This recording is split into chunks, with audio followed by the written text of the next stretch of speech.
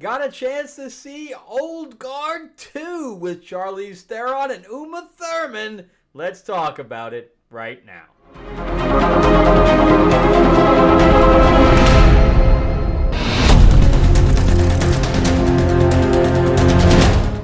Welcome back to the channel, everyone. Thank you so much for spending time with me as we rant about movies, comic books, and television shows, as well as the occasional board game.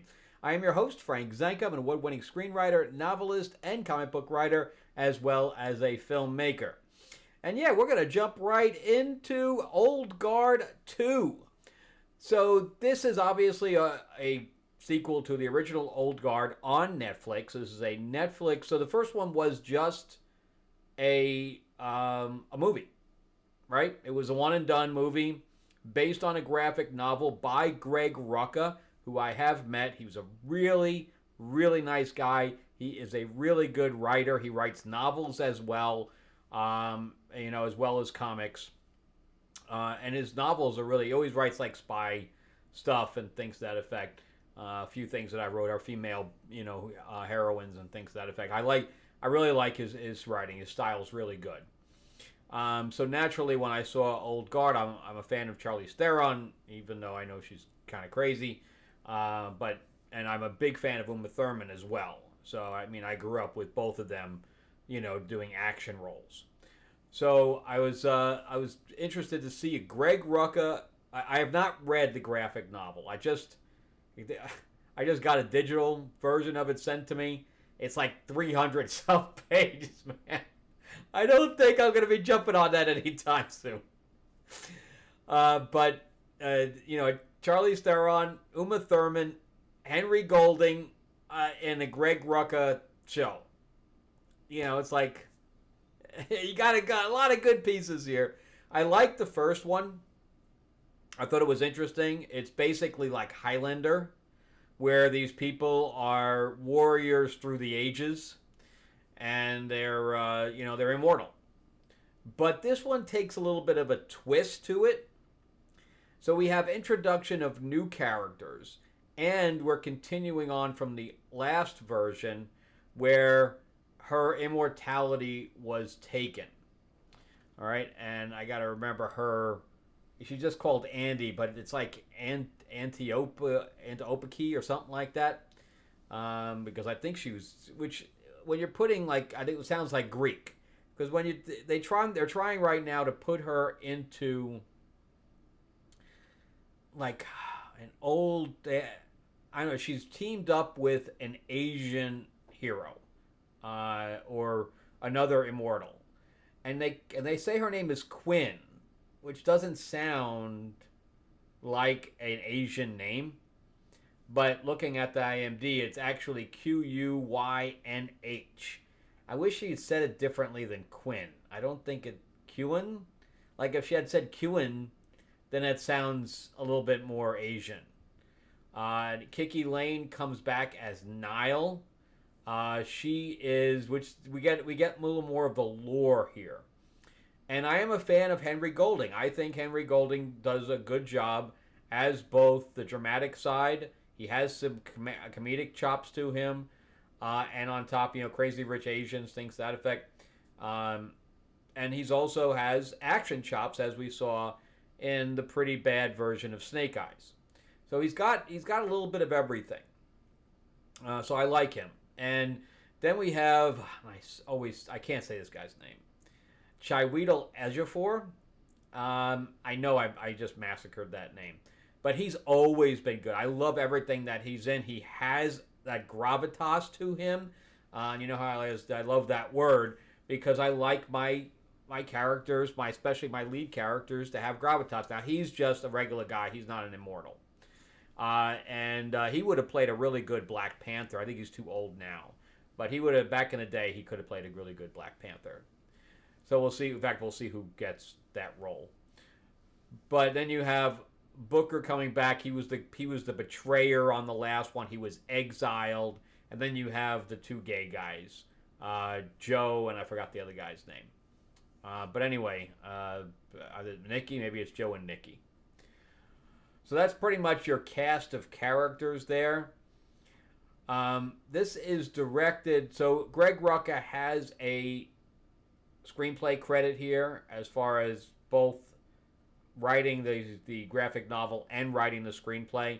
He's written a few screenplays here and there. He even wrote the screenplay for the one with Gal Gadot where she was the spy, which wasn't very good, but whatever. At least he made a little money out of it, I guess. And then Leandro Fernandez is also credited, but he was just the artist on the thing. He had nothing to do with this.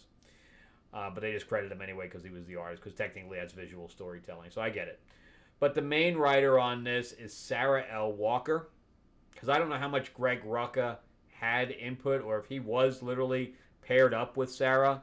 But she's a TV writer, mostly for drama, which is interesting because Greg Rucka is definitely an action writer.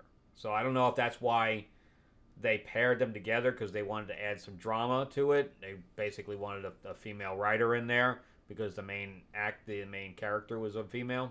I don't know. And then the director on this is Victoria Mahoney, who is not an action director. She is a television drama director. That's all she's done is TV. I'm not sure she was the right fit for this. The directing is only okay. I wouldn't say that directing is out of this world. I think that directing is generally very bland for an action piece, where you can get a little bit more creative with your camera angles and stuff like that.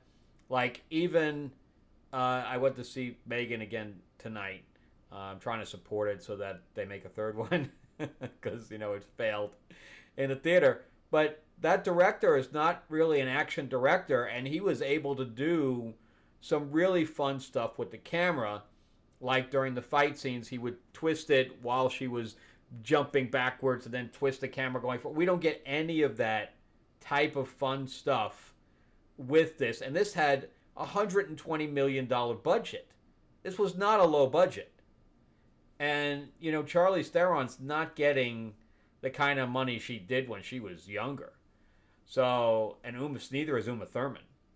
So I can't imagine that the actors are getting them. Like, she's not going to get $50 million. So, I mean, if she got 10, I'm surprised. And Uma Thurman just did a low-budget movie, so I know she's looking for shit to do. So she probably took like 7, if not less. So it definitely, not the majority of the budget here was the actors. So I'm not really sure where. I mean, I know that they shot out of the country, because this is the kind of movie that kind of transforms throughout, because they're going back and forth in time and which I really like. I like when movies and television talk about historical things and they try to fit the fantastical story into, and they kind of ground it into history. I like that. But this continues on from the first one, where the Nile stabs Andy and causing Andy to lose her, which we don't know at the time, but that's what's explained here, is that's how she lost her immortality, is by being wounded by Nile. So then we find out that, I'm going to say Quinn, because the Quinn doesn't sound right, that Quinn is immortal, and she was paired with Andy for many, many years. And she was taken and put into this Iron Maiden and then put into the sea. So she has been drowning, revitalizing for probably 100 years. So it's very interesting stuff. But we get a little bit more of the motivation of the villain. So she is pissed at Andy for not coming to get her, or not finding her. She has ended up being found by Uma Thurman's character, who is Discord. And then they end up just finding they go see Henry Golding's character, who is a scribe for the most part. And he ends up joining their fight. So, and again, I like that addition to it. I like Nile. But we find out from Uma Thurman's character that Uma Thurman was the first. She's the alpha. And then Nile is the omega. She is the last. So if you're wounded by Nile, she will take your powers, your immortality. So Henry Golding's character, of course, has... he's got the answer for everything because he's the scribe. So he tells Booker that, yeah, if you're wounded, but the theory is that if you're wounded by Nile, then you're going to lose your immortality. But you can, before, this is where the rules get weird, before it's completely gone, you can willingly hand it over to someone else. You can will it to someone, your immortality. So you'll be gone with it no matter what, but you can will it to someone else. And the question is, how much time do you have? And can you will it to a non-immortal? Or can you will it to someone that is, just immortal? So I don't know. Anyway, before we continue, I just want to remind you that I am a writer myself. And if you'd like to check out anything that I've written, you can go to Amazon.com and just type my name in, or you can go into the link in the description below. You can check out my 4-novel sci-fi series, Destiny Aurora. It was made into a board game and RPG. It's also on Audible, and it's also on Kindle. All my books are on Kindle. And you can also check out my fantasy novel, Tales of Ravenor the Iron Witch, which has some dragons in it and things to that effect, if you like that stuff. Or I have my new graphic novel that's currently on Kickstarter called Fairy Tales of Terror. And yes, exactly what you think. It's got a Cinderella killing people in New York City, along with Captain Hook, who has this big elongated hook and chopping people up. And they're on a mission here in our world, and Neverland's Tiger Lily is there to stop them. And it's going to be lots of fun. The artwork is great in it. So just definitely check that out. You can go to the QR code over here, or you can check out the link in the description below. We're approaching 400 followers right now because it's not completely launched. It's just in pre-launch. We're just getting followers right now. So definitely go and follow along. It's just one click. So check it out with the QR code or the link in the description below. All right, let's jump back into Old Guard 2. So now we have Uma Thurman's character, and I like the fight scene. Again, the fights don't have any real imagination put into them, but the two ladies do a good job of pairing off against one another. I can tell there was a lot of days or hours spent learning the choreography from the stunt coordinator and the fight coordinator. But good stuff, especially for older women. They're probably close to 50, if not 50, and I think they did a decent job. Again, I wish that the directing was a little better on it. I wish that the director had taken some chances on some of this stuff, because there was another scene with Kewen and Charlize Theron's character Andy in this alley, and that was a very good fight scene too. But again, she didn't push the envelope at all. And once you see it, you know what I'm saying. The directing's very basic. It's basically like TV directing. That's why. So maybe she was but for $120 million, she wasn't against the gun. No way. They had all the time in the world for that kind of money. But anyway, so we find out during that fight that Uma Thurman's character has lost her immortality also. And she wants to get it back by having somebody will it to her. So obviously she knew the same stuff that Henry Golding's character knows. But yeah, so there's Discord is out to destroy the world. Basically, she wants her immortality back, and we have all.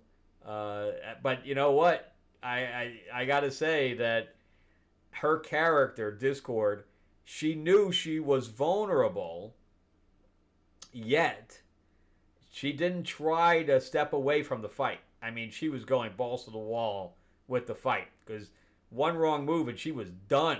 There was no coming back. So very, very interesting stuff. I really liked it. Again, it could have been a lot better, but for what it was good. I mean, $120 million movie more. I budget. I expected more. You do expect more out of that kind of budget. Now if this was, a $10 million, well, not with these actors, but even if it was a $25-30 million thing with these actors, okay, well, they were probably a little crushed for, because there was a lot of above the line costs, crushed for time or whatever, but not for three times that. No way. 4 times that. Yeah, 4 times 30 million, 120 million. So, but here's the part that you should know, okay?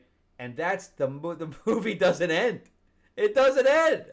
And it's not up, it doesn't say in the beginning part 1 of 2 or anything like that, and it just stops. It just stops. So apparently they're making a 3, but it doesn't even try to end. It doesn't try to wrap anything up. It just stops. So just be ready for that if you see it. Okay? But overall, I thought it was pretty good, especially for a Netflix film nowadays, because Netflix is not known for their quality of their movies. But for a good little action movie with some good lore in it, yeah, so I'm going to give this movie probably a 7. Again, it doesn't really push the envelope at all. It's not something I'll probably watch again unless I kind of want to re-up my knowledge of it if the third one comes out, just as a refresher. Truthfully, I didn't remember the first one for the most part. I remembered parts of it, but I didn't remember, too much about it. I didn't remember that Niall stabbed her in the first one, so it is what it is. All right, well, thank you guys very much for watching. I greatly appreciate it. Remember to give me that thumbs up. If you can subscribe, please do. Ring that bell, ding, ding. Share this video out there as well.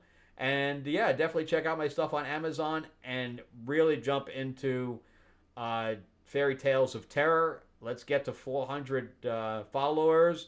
You won't be disappointed with it.